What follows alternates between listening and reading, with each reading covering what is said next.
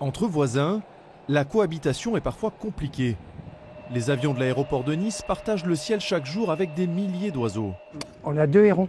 On en a, tu le vois là. Il y en a là, puis le deuxième qui est là-bas. Oui. Voilà. Daniel Narcy se présente comme un lanceur d'alerte apolitique. Il s'inquiète pour la préservation de la biodiversité à proximité des pistes. Il ne faut pas oublier qu'on est dans une zone Natura 2000 qui est la première zone humide du département où jadis, je dis bien jadis, furent répertoriées 160, 170, 180 espèces. Mais ces espèces-là, on ne les voit plus. Bon, pour des raisons diverses, mais sans cesse dérangées, impactées, etc. Afin de protéger les oiseaux et aussi les passagers, il existe des effaroucheurs en patrouille chaque jour autour du site.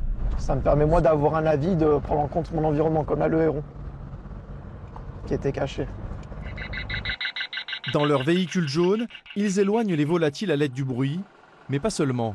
On a tout ce qui est la partie pyrotechnique. Donc j'ai un pistolet type Kappa, longue portée, et un pistolet 9 mm avec des cartouches crépitantes et détonantes qui me permet en fonction de la crépitante et détonante de faire fuir ou d'attirer les oiseaux. Mais selon cet élu écologiste de Nice, le risque d'accident est trop élevé.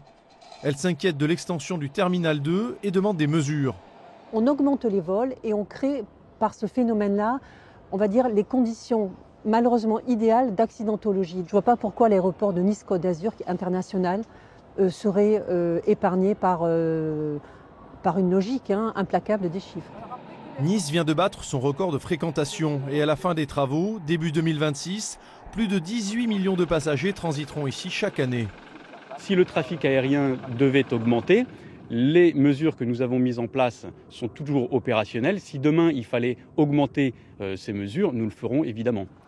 Tous les ans, des dizaines d'oiseaux heurtent des appareils autour de l'aéroport. Pour l'instant, seuls des dégâts matériels ont été constatés, sans accident grave.